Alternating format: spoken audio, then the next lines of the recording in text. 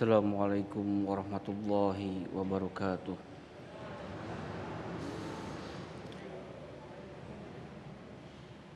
A'udzu billahi minasy syaithanir rajim.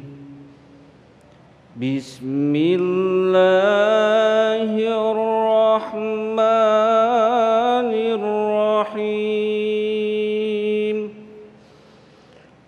Wa'tasimu bihablillahi jami'an wa la tafarraqu.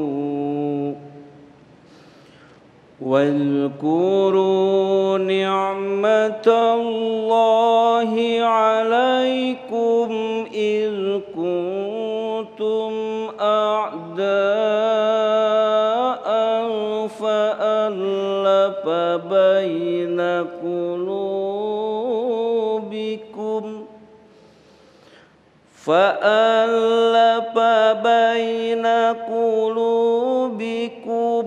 فأصبحتم بنعمته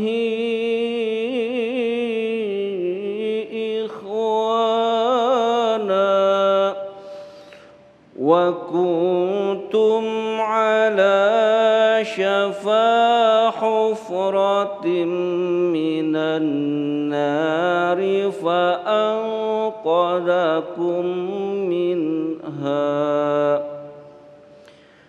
كذلك يبين الله لكم آياته لعلكم تهتدون Sadaqallahul azim. Assalamualaikum warahmatullahi wabarakatuh. Assalamualaikum warahmatullahi wabarakatuh. Alhamdulillahirabbil alamin. Allahumma shalli ala sayyidina Muhammad wa ala ali sayyidina Muhammad. Puji syukur kepada Allah yang kembali mempertemukan kita dalam majelis ilmu Damai Nusaku yang kali ini kembali bersiaran secara langsung dari Masjid Jami Nurul Iman, Jalan Raya Kalisuren, Tajur Halang, Bogor. Pemirsa yang dirahmati Allah, dalam kesempatan kali ini kita akan mendengarkan nasihat yaitu berkaitan dengan sendi-sendi persaudaraan Islam. Apa yang terjadi dengan hubungan kita sesama umat Islam?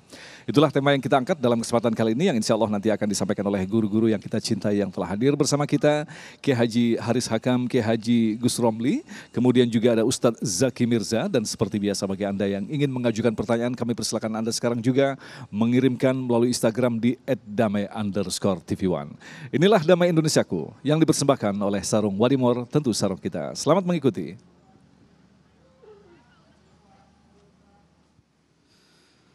Bismillahirrahmanirrahim. Assalamualaikum warahmatullahi wabarakatuh.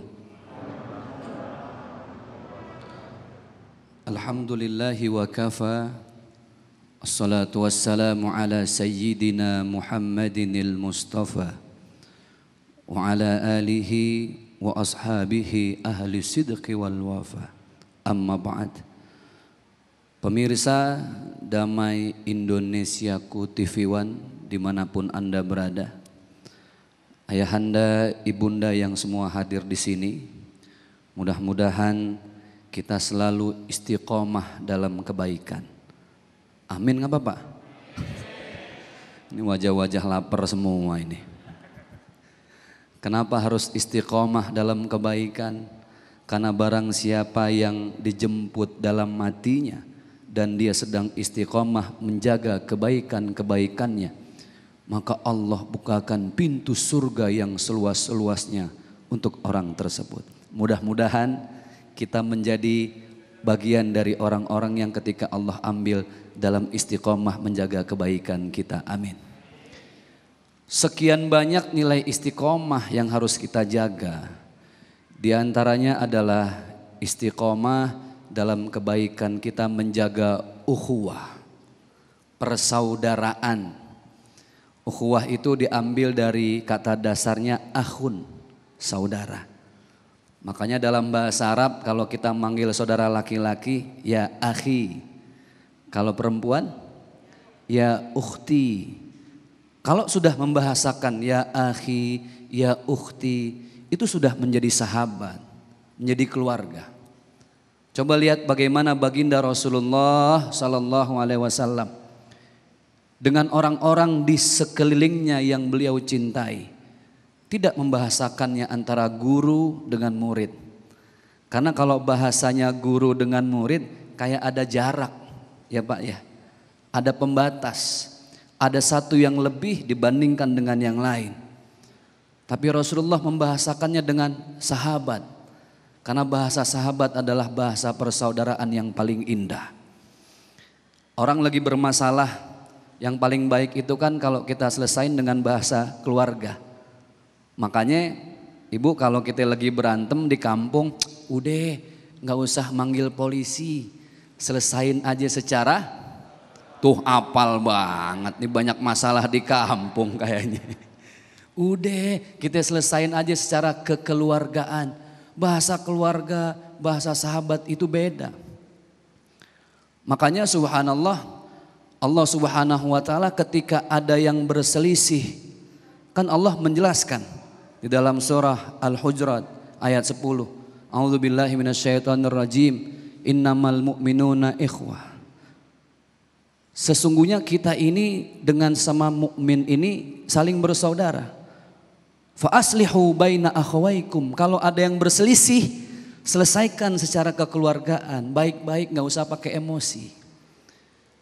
Namun yang perlu kita ingat Pak, menjaga ukhuwah itu kadang penyakitnya apa? Penyakitnya kita merasa paling benar. Betul gak Bu?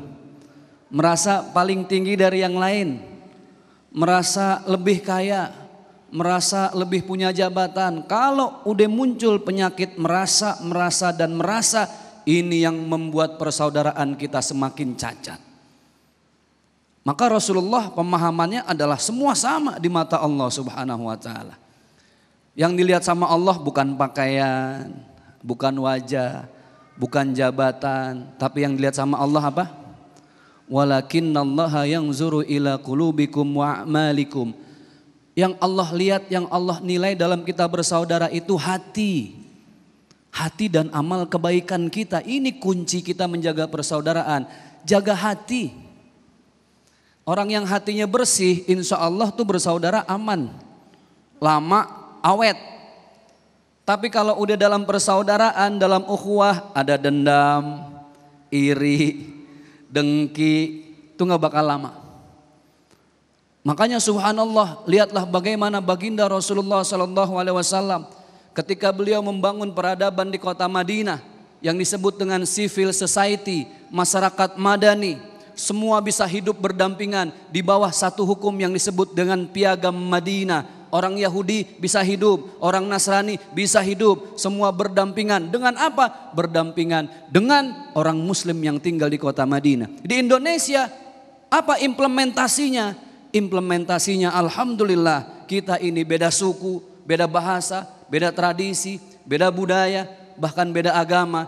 Tapi kita satu nusa, satu bangsa, satu bahasa, Indonesia. Walaupun beda-beda kita dijahit bareng sama yang namanya Bhinneka Tunggal Ika. Maka secara teori dan konsep persaudaraan, ukhuwah itu dibagi menjadi 3 Pak. Bu, masih hidup? Alhamdulillah. Yang ini kelaparan, ini kekenyangan kayaknya nih.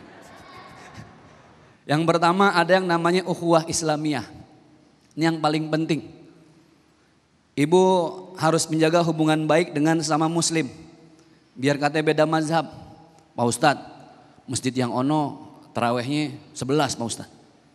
Kita 2-3. Udah saling jaga rasa. Makanya harus sambung rasa. Ada toleransi antar umat seagama. Beda mazhab tapi ingat kita takbirnya sama. Allahu Akbar. Yang kedua yang harus kita jaga adalah ukhuwah watoniyah. Kalau sudah bernegara, maka kita berbicara bukan hanya budaya, bukan hanya tradisi, bukan hanya bahasa.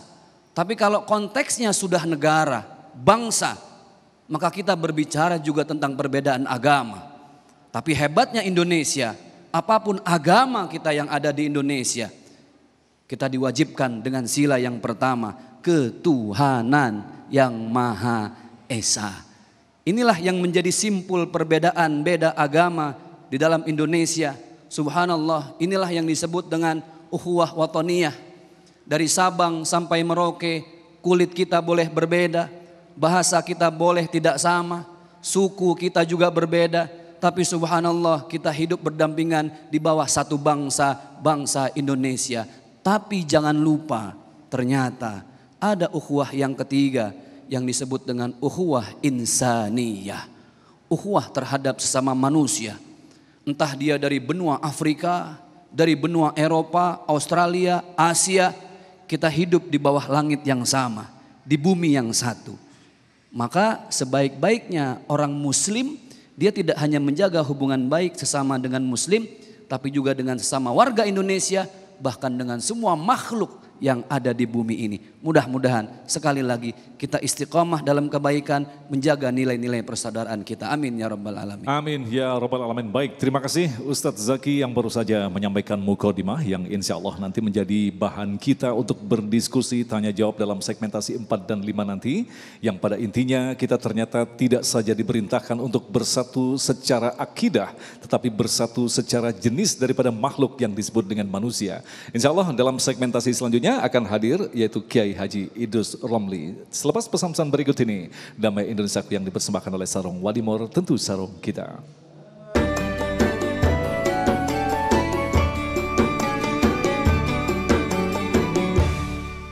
Terima kasih pemirsa, masih bersama kami Damai Nusaku, dan satu hal yang memang patut kita cermati secara hati-hati ketika Allah memerintahkan kepada kita untuk bisa hidup bersama, tetapi di lain sisi Allah menciptakan begitu banyak perbedaan. Lantas bagaimanakah kita bisa mampu bersama di dalam perbedaan? Kiai Haji Idrus Romli akan menjelaskan kepada kita. Silakan Kiai.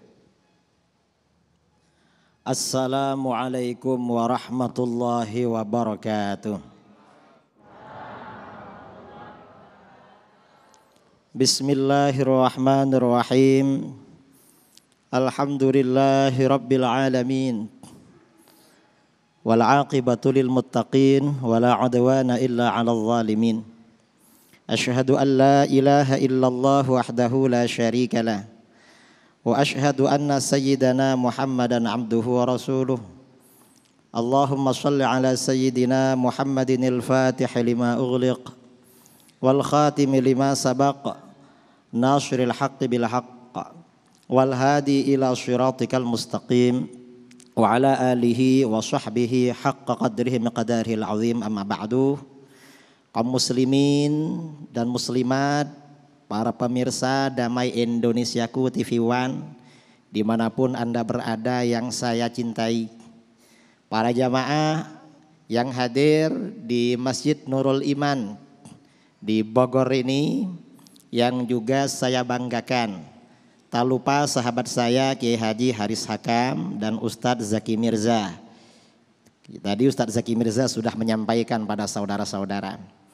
Sebenarnya saya dulu ada program mengisi Damai Indonesiaku di masjid ini 2 tahun yang lalu. Cuma karena kebetulan waktu itu ada faktor kesehatan, saya minta izin tidak bisa hadir. Dan sekarang alhamdulillah bisa hadir, ini sebagai bayar hutang yang dulu gak bisa hadir. Nah, saudara-saudara, topik yang akan kita bicarakan pada hari ini adalah tentang pentingnya menjaga ukhuwah Islamiyah. Ukhuwah Islamiyah adalah persaudaraan, interaksi, di mana interaksi ini kita menganggap orang lain sebagai saudara semata-mata karena dasarnya latar belakangnya sama-sama muslim. Jadi muslim yang satu adalah saudara dengan muslim yang lain. Ketika kita merasa senang pada kesenangan yang dialami oleh saudara muslim yang lain, berarti kita menganggap mereka sebagai saudara kita atau diri kita. Dan sebaliknya, ketika kita merasa bersedih Karena orang lain bersedih mengalami musibah, berarti kita juga menganggap mereka sebagai saudara. Dan itu adalah hakikat persaudaraan. Artinya apa? Ukhuwah Islamiyah artinya suatu nilai anggapan saudara kepada orang lain semata-mata karena mereka seagama dengan kita. Bukan karena mereka ini seayah seibu dengan kita. Bukan karena mereka ini misanan atau minduan, atau bukan karena mereka ini juga kerabat, perbesanan, pernikahan, bukan. Atau karena satu suku, bukan. Tetapi ukhuwah Islamiyah kita menganggap saudara pada orang lain semata-mata karena mereka sama-sama muslim, sama dengan kita.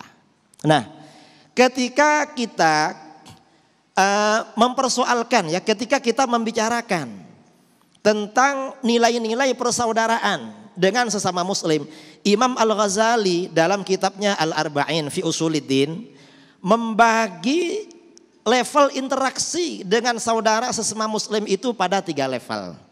Jadi level itu yang ada bukan hanya di PPKM, ya. Kan di PPKM ini entah di Bogor level berapa ini? Level 2, ya. Level 2. Nah, kita ini dalam berinteraksi dengan saudara kita seagama itu ada beberapa level. Level pertama bagaimana? Level pertama, level yang paling rendah. Kita berinteraksi dengan saudara kita sesama muslim, yang terpenting kita tidak mengganggu pada mereka. Ini terendah. Ukhuwah Islamiyah yang paling rendah itu ketika kita tidak mengganggu orang lain sesama muslim. Dalam hal ini, dalam hadis riwayat Imam Bukhari Muslim, Rasulullah SAW bersabda, al-muslimu man salimal muslimuna min lisanihi wa yadih. Seorang muslim, hakikat muslim, muslim yang sejati adalah seseorang di mana orang-orang Islam, orang-orang muslim selamat dari gangguan lidah dan tangannya. Dengan lidahnya dia tidak mengeluarkan kata-kata yang mengganggu, menimbulkan perasaan, menyakiti muslim yang lain. Dan dengan tangannya juga tidak melakukan hal-hal yang membuat sakit hati, tersinggung perasaannya orang muslim yang lain. Kalau dulu ya mungkin ada pertanyaan, gimana mengganggu dengan tangan? Mengganggu perasaan orang lain dengan tangan. Mungkin kalau dulu kalau mengambil miliknya orang lain. Tapi sekarang tidak. Karena kita ini kadang ngobrol-ngobrol gak pakai mulut. Pakai apa? Pakai tangan. Yaitu chatting melalui HP. Itu gak boleh. Misalnya nge-share informasi. Informasinya menyakiti, mengganggu perasaan muslim yang lain. Informasinya tidak jelas. Gak boleh. Berarti dia bukan hakikat muslim yang sejati. Ini level pertama.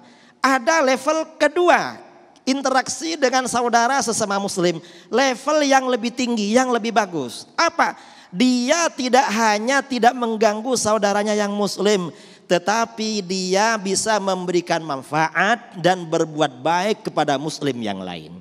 Ini namanya level kelas 2, level lebih tinggi lagi. Karenanya Rasulullah SAW bersabda, al-khalqu kulluhum a'yalullah wa ahabbuhum ilallah anfa'uhum li'ayalik. Makhluk ini semuanya adalah tanggungan Allah. Siapapun manusia kita yang ada di sini, saudara kita yang ada di sana, yang menjamin, yang menanggung adalah Allah. Allah yang ngurus. Dan orang yang paling dicintai oleh Allah di antara mereka adalah mereka yang paling memberikan manfaat pada tanggungan-tanggungan Allah. Yang paling memberikan manfaat. Jadi bukan hanya tidak mengganggu tapi bermanfaat. Misalnya seorang istri pada suami, ya. Seorang istri pada suami. Istri ini pada suami kalau memasak makanan atau mencuci pakaian itu tidak wajib. Tetapi kalau itu misalnya seorang istri berbakti pada suaminya, memasakkan makanan, mencucikan pakaiannya, itu namanya memberikan manfaat. Itu level kedua. Itu termasuk kebaktian seorang istri pada suami. Ini dalam konteks rumah tangga. Dalam konteks bertetangga juga begitu. Berbuat baik pada orang lain, membantu orang lain. Tidak hanya tidak mengganggu tapi juga membantu. Memberikan uluran tangan. Ini level kedua namanya. Kemudian ada lagi level yang ketiga. Yang lebih tinggi lagi nilainya. Dan ini kata Imam Ghazali darajatus siddiqin, levelnya orang-orang siddiq. Orang siddiq itu artinya orang-orang soleh yang derajatnya di bawah para nabi.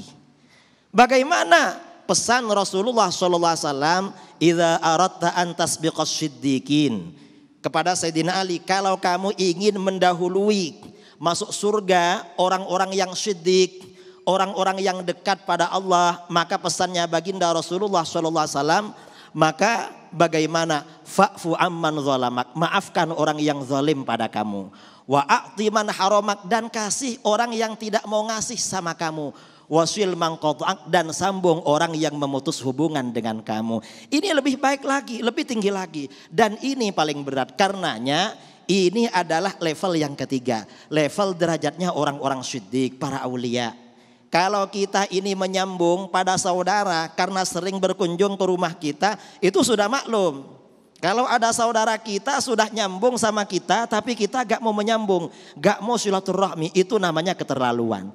Ada orang memutus hubungan dengan kita, tetapi kita jalin silaturahmi dengan mereka. Atau ada saudara sesama muslim tidak mau ngasih sama kita, tetapi kita kasih. Atau ada saudara kita sesama muslim berbuat zalim pada kita, kita maafkan. Ini adalah level siddiqin, tingkatan yang ketiga. Nah, kira-kira dari 3 level ini yang kita amalkan, yang kita jalankan terhadap saudara-saudara kita dalam konteks ukhuwah Islamiyah ini, kira-kira level yang mana? Saya kira masing-masing kita bisa menilai dirinya sendiri. Masya Allah, luar biasa sekali. Terima kasih Kiai, silakan kembali ke tempat duduk. Luar biasa sekali, level yang terberat. Bagaimana mungkin kita bisa memaafkan orang-orang yang menyakiti kita. Kita bisa menyambung kembali orang yang memutuskan tali silaturahim. Ya Allah, sampaikan kami pada level yang sangat luar biasa ini. Baik, insya Allah dalam segmentasi berikutnya nanti Kiai Haji Haris Akang akan menjelaskan kepada kita berkaitan dengan beragam sendi persaudaraan Islam. Selepas pesan-pesan berikut ini, Damai Indonesiaku.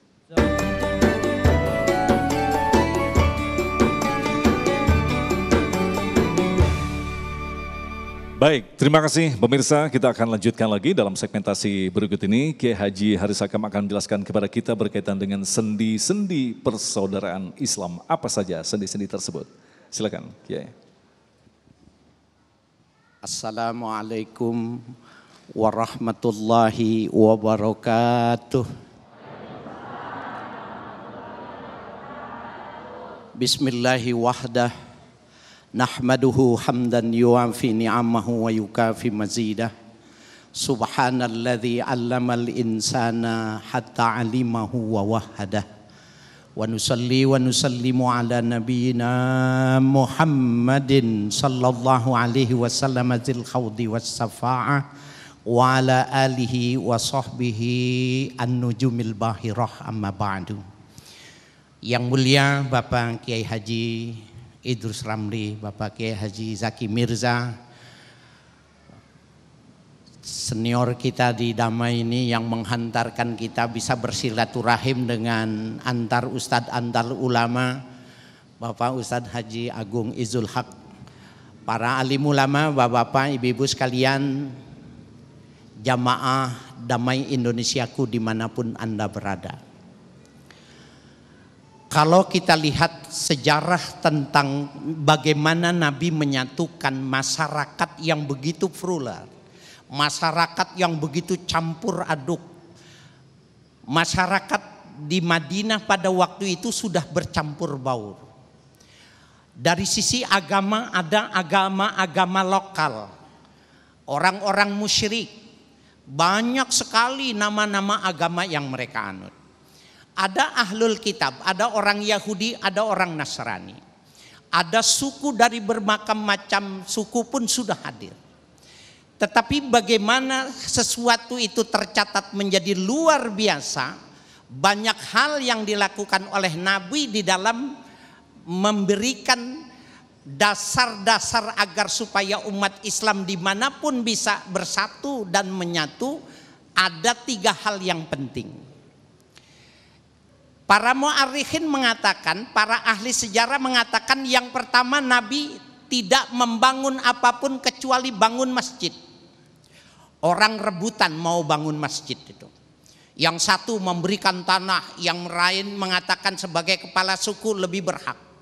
Nabi bertawassul dengan ontanya, minta kepada Allah, disampaikan kalau onta ini berhenti, disitulah tanah itu akan dibangun masjid. Sehingga betapa cerdasnya Nabi, tidak ada yang merasa diunggulkan karena tawassul minta kepada Allah. Apa yang dimaksud masjid? Sekarang masjid sudah banyak, musola sudah banyak. Maka hadis ini jangan diartikan tekstual. Harus diartikan kontekstual. Bukan mantuknya tapi mafhumnya. Apa yang dimaksud masjid untuk kondisi sekarang? Wadah. Apa yang dimaksud dengan masjid sekalian? Ada sebuah penolakan kita bahwa sebenarnya masjid pada awalnya adalah sentra aktivitas orang Islam. Politik dibicarakannya di masjid, sholat tempatnya di masjid. Bahkan hadis yang menjelaskan tawanan-tawanan diikat di masjid itu banyak hadis yang menjelaskan itu. Ekonomi bicaranya juga di masjid. Nah, sekulerisme mencoba memisahkan itu. Ini ngomong gini di masjid aja. Ini ngomongnya di pesantren aja. Sehingga orang Islam ketika mau berbicara tentang kepentingannya, kaum sekuler mengatakan enggak boleh, tidak usah dicampur. Ini sebenarnya sejarah yang sebenarnya merugikan dan kita tanpa sadar, sehingga kita dijauhkan dengan esensi yang dimaksud dengan masjid. Yang kedua yang dilakukan oleh Nabi adalah al-mu'akhah, mempersaudarakan. Bayangkan Bapak Ibu sekalian, sahabat Nabi dari Mekah ada yang tidak bawa istri. Kenapa istrinya nggak mau? Anaknya nggak mau. Ada yang tidak bisa bawa hartanya. Mau tidak mau kecintaan kepada Rasul, ketundukan kepada Allah dengan agamanya, berangkat. Bagaimana Nabi mensikapinya? Dipersaudarakan. Maka Abu Bakar disaudarakan kepada Kharijah bin Rabi. Salman Al-Farisi disaudarakan dengan Abu Darda. Semua dipersaudarakan. Apa yang hebat dari al-mu'akhah, persaudaraan ini Bapak Ibu sekalian, yang perlu kita teladani, sampai mereka mengatakan, ini rumah saya akan saya bagi dua. Ada yang punya kebun korma, dia bilang korma saya mulai hari ini, kebun ini saya bagi dua. Bersaing mereka melakukan al-mu'akhah, persaudaraan itu. Ada lagi yang hebat nih, saya ngomongnya madep bapak-bapak aja, ibu-ibu takut salah paham. Yang laki-laki Pak bilang begini, saudaranya, unzur ila a'jaban nisa'i ilaik. Tahu nggak artinya? Ya, tadi kata Ustadz Pati dilarang merokok di dalam masjid. Bapak Ibu sekalian, kata temannya yang Mekah bilang ini, coba kau lihat mana istriku yang paling cantik, kalau kau mau utallikuha, aku cerai dia. Faizan tahat iddatuha zawwajtaha. Kalau nanti idahnya sudah selesai, aku biayai kau nikahi istriku itu. Kira-kira ada nggak orang sini yang berani gini? Bapak kalau punya istri 3, berani nggak nawarkan gitu? Pasti Bapak bilang gini, silahkan pilih nomor 1 sama nomor 2. Nomor 3-nya jangan. Kenapa?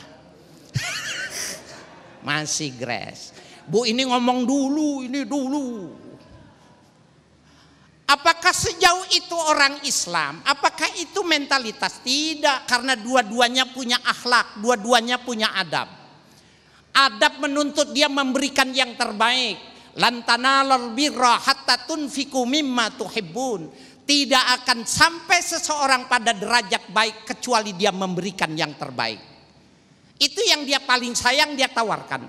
Apakah sahabatnya yang dari Mekah menerima? Tidak ada sejarah yang mengatakan itu, karena tawaran itu tidak diterima karena itu menyangkut privasi. Masalah yang sifatnya privasi sangat dihormati.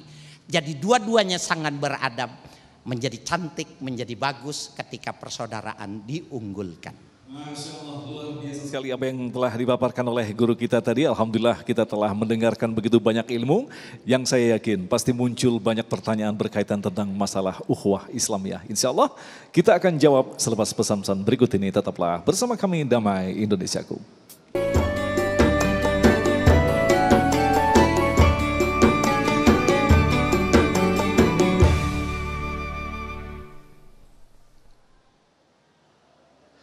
Baik, terima kasih pemirsa, masih bersama kami Damai Saku dan Alhamdulillah kita sampai di segmentasi tanya jawab walaupun waktunya sangat singkat, insya Allah jawaban-jawaban dari guru kita akan melengkapi pemahaman kita bagaimanakah meningkatkan kualitas daripada ukhuwah kita. Baik, pertanyaan pertama akan disampaikan oleh Bapak Fauzan, silakan. Pak Fauzan? Oke, Pak Fauzan silakan. Disingkat pertanyaannya Pak ya. Baik, terima kasih Mas Agung. Assalamualaikum warahmatullahi wabarakatuh. Terima kasih atas waktunya. Yang pertama saya sih mau menanyakan ini kepada nama saya Fauzan. Nama saya Fauzan dan saya sangat mengidolakan Kiai Idrus dari mulai bangku kuliah sampai dengan sekarang Kiai. Saya sering menonton video-video YouTube-nya, Masya Allah luar biasa bisa dipertemukan langsung saat ini. Singkat saja, pertanyaannya adalah melihat perbedaan-perbedaan di dewasa ini dalam kalangan umat, saya hanya mau bertanya bukan dalam sisi hal perbedaan yang sudah dijelaskan seringkali oleh kebanyakan para ustadz, tetapi lebih kepada sikap kita dalam menyikapi perbedaan itu, bagaimana ketika kita berada di tengah-tengah umat. Sekarang kita melihat bahwa betapa kontrasnya, yang beda hitam-hitam, yang putih, sedangkan semuanya itu dalam masih lingkungan umat muslim. Terima kasih, itu saja mungkin. Assalamualaikum warahmatullahi wabarakatuh. Silakan Kiai Idrus Ramli. Terima kasih ya saudara Bapak Fauzan. Di masyarakat kita ini memang seringkali terjadi perbedaan. Baik perbedaan dalam masalah politik atau perbedaan masalah furu'iyah atau mungkin lebih lagi dari itu. Kita sebenarnya bagaimana menyikapi seperti itu? Kalau perbedaan itu masalah furu'iyah, biasanya para ulama kita itu toleran. Karenanya imam-imam kita, Imam Syafi'i misalnya, berbeda dengan gurunya sendiri Imam Maliki dalam ribuan masalah. Dan Imam Syafi'i mengatakan, ra'yuna shawab yahtamirul khata'. Pendapat saya benar tapi mungkin keliru. Wa ra'yuhum khata' wa yahtamilus shawab. Pendapat mereka yang berbeda dengan saya itu keliru tapi mungkin benar. Ini ketika perbedaan itu masalah furu'iyah. Jadi memang oleh para ulama kita disikapi dengan toleran. Nah kemudian dalam konteks ukhuwah Islamiyah, para ulama kita dulu tidak menganjurkan menyebarkan pendapat-pendapat yang berbeda dalam masalah furu'iyah dalam satu masyarakat di satu tempat. Misalnya di satu daerah misalnya. Kalau di satu daerah itu dalam masalah furu'iyah, dalam masalah fikih, masyarakat sudah mengikuti satu mazhab tertentu, maka menyebarkan mazhab lain itu dilarang oleh para ulama kita. Mengapa? Karena ini berpotensi menimbulkan perpecahan. Kalau para ulama ketika berbeda itu toleran, tetapi jamaah pengikut itu kadang potensinya lebih tinggi, tekanannya lebih tinggi, artinya bisa gontok-gontokan itu. Ini masalah furu'iyah, apalagi masalah politik. Kalau masalah politik itu lebih rendah lagi. Mestinya ya gak usah bertengkar, gak usah apa, kita suluh aja kita.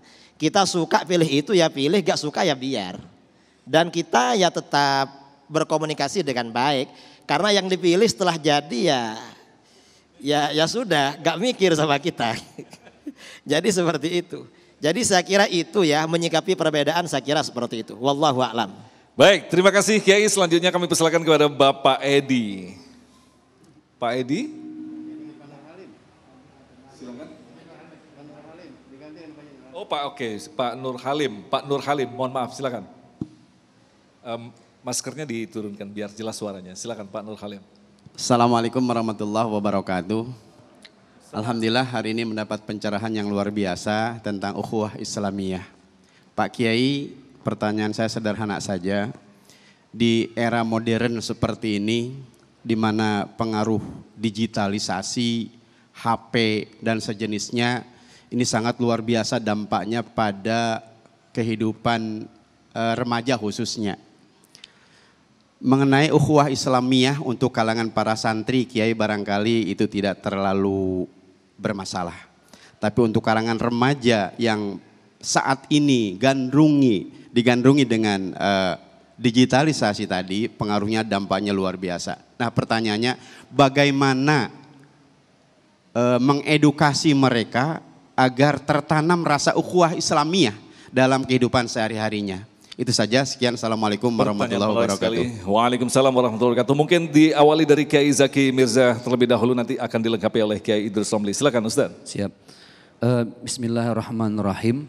Berbicara tentang ukhuwah Islamiyah, persaudaraan antar muslim, saya ingat zaman saya kecil itu kalau lebaran, itu 2 minggu nggak kelar-kelar Bang. Silaturahim nggak selesai-selesai. Tapi sekarang sehari selesai Pak. Cukup ngucapin di grup WhatsApp aja. Iya kan? Artinya kita kalau mau silaturahim sekarang itu gampang banget Pak. Tinggal masuk ke grup, say assalamualaikum, yang jawab udah 200 orang. Semakin terbuka kesempatan bersilaturahim kan semakin banyak pahala. Sebagaimana yang disabdakan oleh baginda Rasulullah SAW.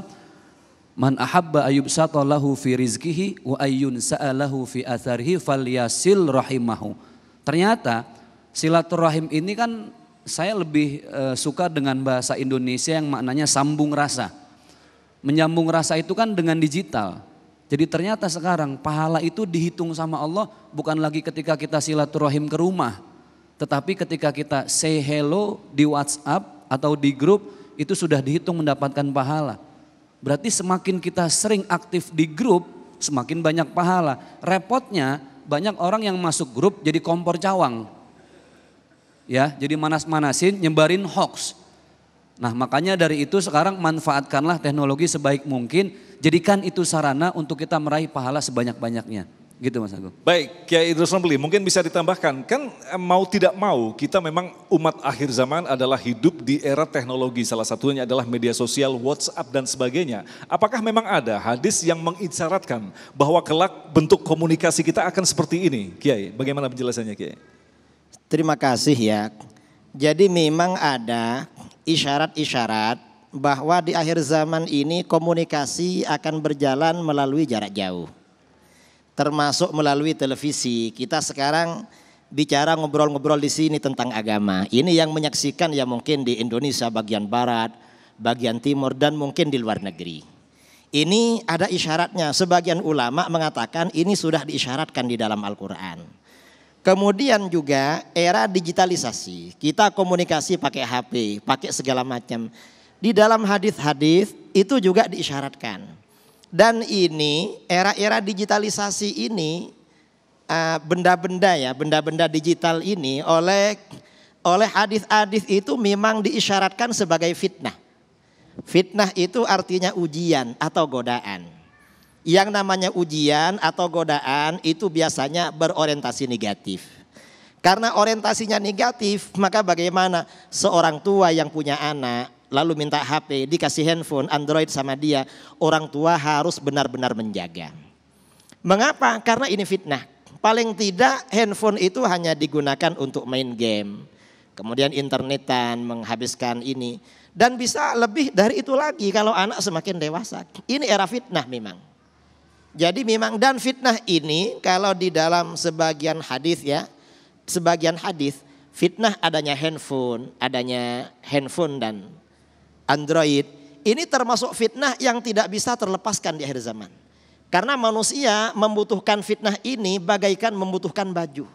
Kita kemana-mana butuh baju, kalau dulu, sekarang ini kita kemana-mana butuh HP.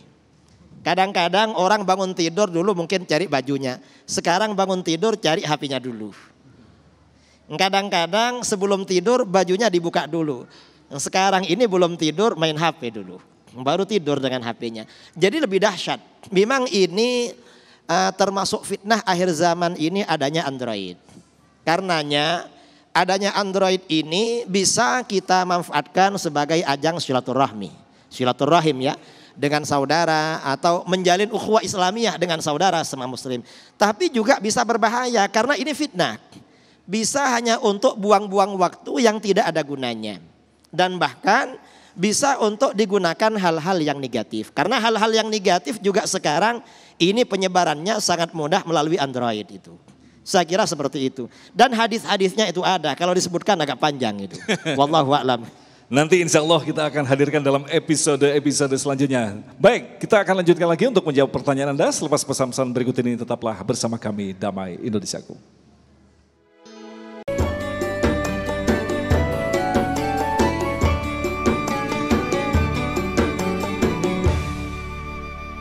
Terima kasih pemirsa, masih bersama kami Damai Indonesiaku. Kita akan lanjutkan lagi pertanyaan berikut akan disampaikan oleh Bapak Asmuni yang akan dijawab oleh Kiai Haris Hakam. Silakan.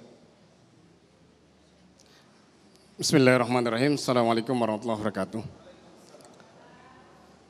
Kalau tadi disampaikan terkait dengan ta'akhi ya,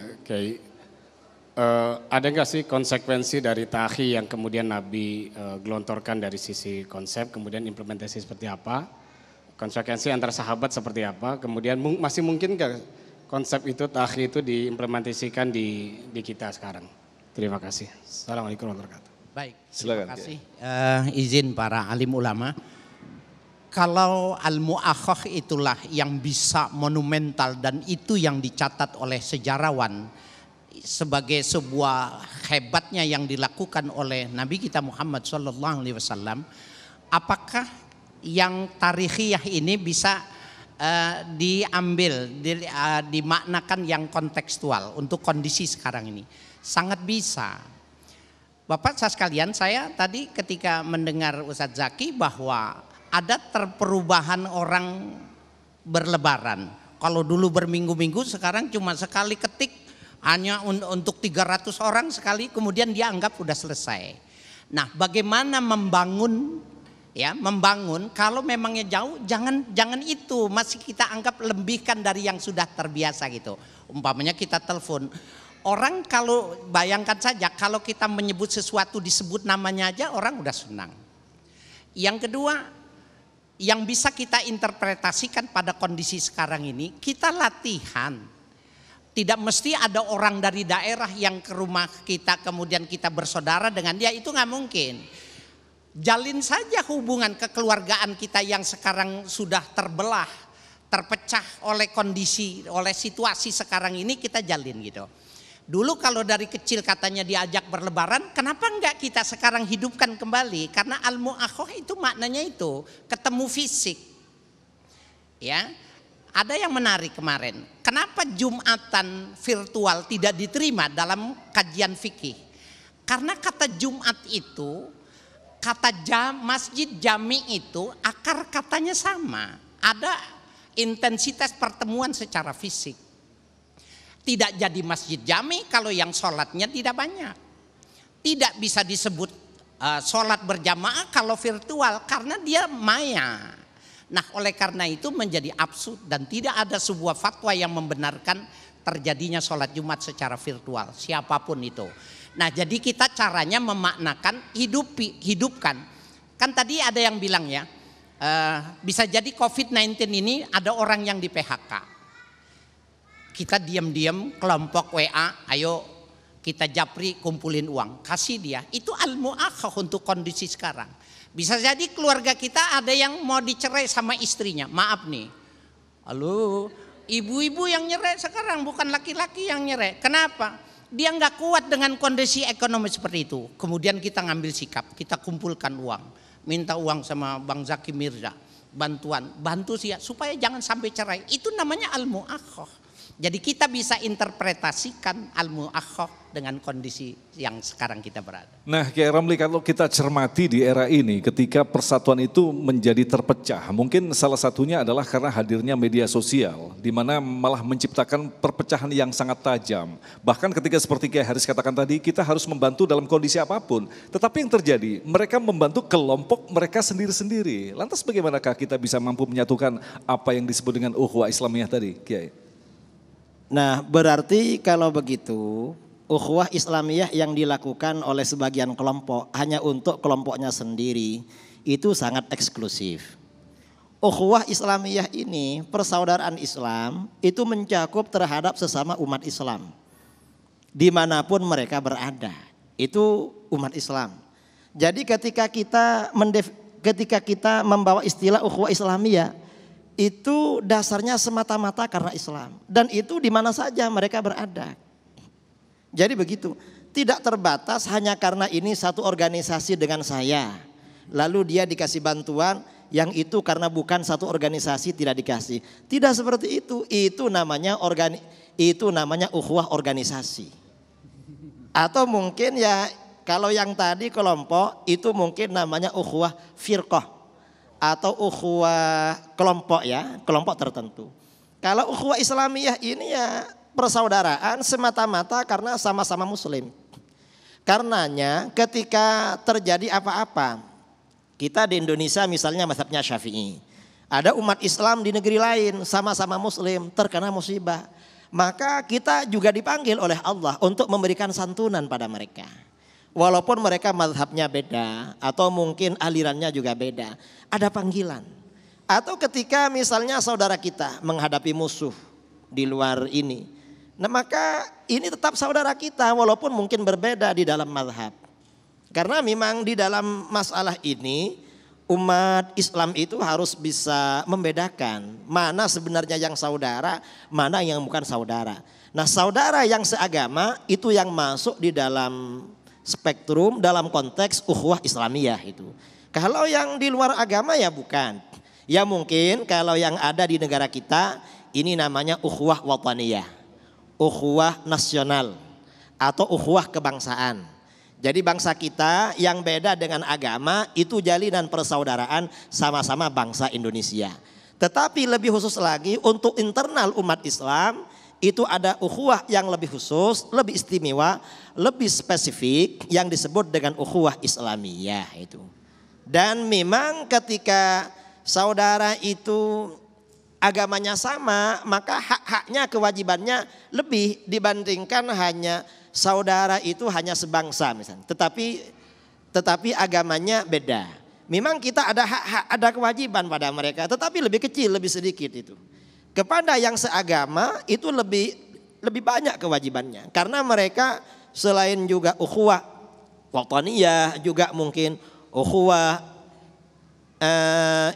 jamaiyah ya, organisasi, kemudian ada ukhuwah diniyah Islamiyah.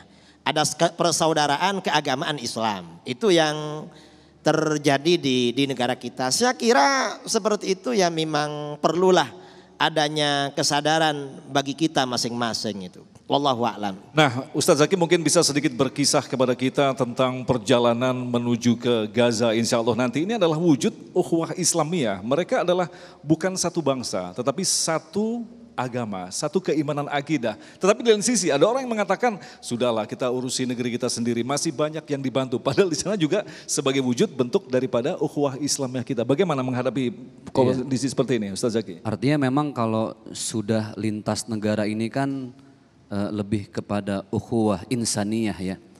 Kita beda negara tapi kita punya misi yang sama. Bagaimana persaudaraan ini, sambung rasa ini bisa saling melengkapi.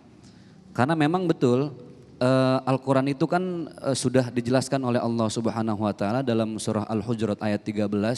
Wa ja'alnakum syu'uban wa qabaila lita'arafu. Kami sudah ciptakan berbangsa-bangsa, bersuku-suku dengan tujuan satu. Harus saling melengkapi, saling mengenal. Makanya ada istilah ta'aruf. Maka sesama umat Islam atau guru kita tadi bilang ukhuwah Islamiyah, pintu gerbangnya itu ta'aruf. Keinginan saling kenal dulu ibu. Ini ta'aruf bukan urusan nikah doang ibu ya.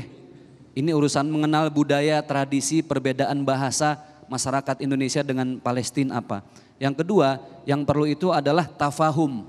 Saling mengerti, bukan hanya saling mengenal. Tapi lebih dalam lagi saling mengerti perbedaan tradisi, perbedaan budaya. Nanti ada lagi yang namanya ta'awun. Bukan yang di puncak nih bu, bukan mesti ta'awun, bukan.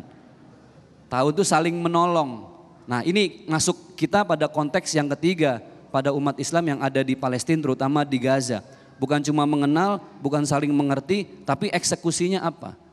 Ada ta'awun di situ, saling menolong, saling memberi, saling membangun. Itulah kenapa kayak saya insya Allah Desember ke Gaza ini, karena kita ingin membangun rumah dakwah di sana hasil bantuan dari teman-teman pendakwah yang ada di Indonesia. Nanti yang terakhir baru ada namanya takaful, nah, bukan tabungan lagi nih. Takaful itu saling menjamin, saling memberikan rasa aman dan nyaman gitu loh. Ini yang paling tinggi. Jadi kalau sesama muslim sudah bisa saling menjamin, berarti itulah puncak dari ta'aruf tadi. Makanya konteksnya agak banyak, ada tahapan-tahapannya. Jadi kalau bisa ketika ukhuwah Islamiyah itu jangan parkir hanya pada tahap ta'aruf, tafahum dan ta'awun, tapi kita harus memberikan rasa aman dan kenyamanan sesama umat Islam gitu. Baik, Kiai Haris mungkin yang terakhir sebagai nasihat bagi kita, lantas bagaimanakah kita menghadapi dan menyikapi secara bijaksana di depan mata kita bahwa ya mungkin akan terjadi perpecahan karena begitu banyak yang perbedaan, ada faktor politis dan lain sebagainya. Apa yang semestinya kita lakukan lagi untuk membenahi kebersamaan kita ini, Kiai? Ya, yang sangat prinsip itu seperti Nabi. Kenapa sih mesti Nabi bangun masjid duluan? Bukan rumahnya, bukan ini dan itu. Jadi yang pertama yang harus dipahami itu tafsirkan makna masjid itu. Masjid jami, masjid itu maknanya tempat berhimpun. Nah, sekularisasi itu adalah musuh Islam. Ketika orang dijauhkan dengan sebuah pemahaman ini urusan duniawi, ini urusan agama. Itu saja semuanya sederhana saja. Orang Islam itu tidak ada yang membedakan mana urusan dunia, mana urusan akhirat, tidak ada. Mana ilmu dunia, mana urusan akhirat, tidak ada. Saya kasih contoh nih. Matematika saja. Sebelum angka 1 itu apa? Kosong. Setelah angka 9, kosong. 10, kosong. 100, sejuta, semiliar, 1 triliun, kosong. Nah, ibu mau nggak saya kasih 1 miliar tapi nolnya nggak ada? Atau bapak mau saya kasih 3 truk nol, nggak ada nilai. Ternyata bapak ibu sekalian yang berbahagia, nol itu non materi, tetapi nol bisa mempengaruhi dan memberi nilai angka 1 dan 9. Baru ada nol. Siapa nol? Metafisik, bukan materi, non material. Nah, ketika dia disekat, padahal orang bisa mengenal Tuhan dengan ilmu matematika. Einstein itu, bagaimana Einstein hebatnya dengan teori relativitas? Subhanallah, di dalam ilmu-ilmu tasawuf itu sudah diajarkan ketika seseorang melepaskan diri dari galaksi bumi, maka ketika dia kembali maka yang seangkatan dia sudah meninggal. Siapa Kiai Hasyim Asy'ari dan lain sebagainya, mereka yang mendapatkan imdad, umurnya panjang dalam mimpi 1 malam tapi tambah 40 tahun. 3 kali bermimpi 120 tahun. Itu kan sebenarnya relativitas. Mana ilmu yang dibilang ilmu dunia, semua bisa menghantarkan ketika dia paham untuk memuji Tuhannya. Ayo kembali ke masjid, dudukkan di masjid, bicarakan segala sesuatu yang di masjid, selesai. Baik, terima kasih guru-guru yang kami cintai yang telah memberikan pencerahan yang sangat luar biasa sekali. Mudah-mudahan apa yang telah disampaikan tadi menjadi tentu saja bahan bagi kita untuk tak pernah lelah memperbaiki kualitas ukhuwah kita. Insya Allah kita akan berdoa bersama. Selepas pesan-pesan berikut ini tetaplah bersama kami Damai Indonesiaku.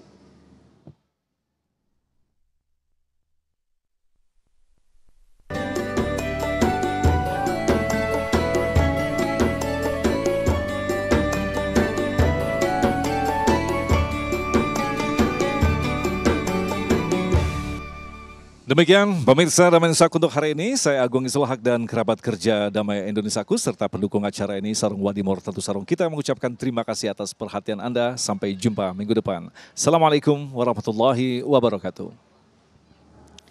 Bismillahirrahmanirrahim. Alhamdulillahirabbil alamin hamdan yuwafi ni'amahu kama mazida. Allahumma shalli ala sayyidina Muhammadin salatan tunjina biha min jami'il ahwali wal afat.